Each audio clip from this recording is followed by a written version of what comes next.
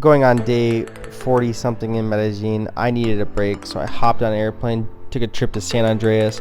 It's an island right off the coast of Nicaragua. Beautiful views with the ocean. So nowadays, everything's so easy to do. I booked a flight with Latin American Airlines, and 1 hour and 45 minutes later, I was there. When I got off the airplane, it was about 85 degrees, nice and sunny. So I stayed at Viajero Hostel. I found it on Hostel World app. It was really easy to find. It was the top rated one. The rooms were really clean when I got there. I was in such a rush to go check out this island. I was excited to be here. The weather was great. So I walked out the door, took a little look around, and went and rented a motorbike from this guy. He charged me, I think it was like 180,000 pesos. Normal price is like 100. So I went and ripped it out. It went pretty fast actually. I zoomed around. I ended up seeing some nice beach views, and as I was cruising, I ended up finding a old farmhouse. I thought it was quite interesting, so I went and took a closer look at it.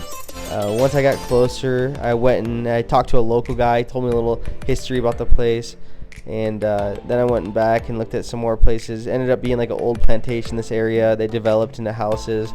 I saw this one funky house with an old pool, and it looks like it was really once nice at one point.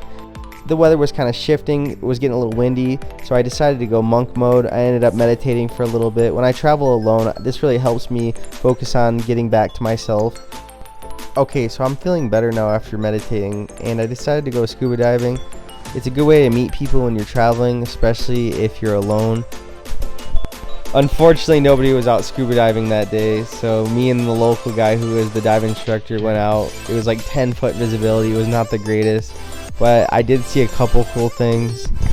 I was determined to meet some people, so I do what I do best, and that's hanging out at the hostel at nighttime. They usually have an event going on, and it was dancing, so I danced a little bit, met some cool people, went to bed, woke up, packed my bags. I was there for 2 days. I was burned, I was tired, I was ready to go home, and that was my trip.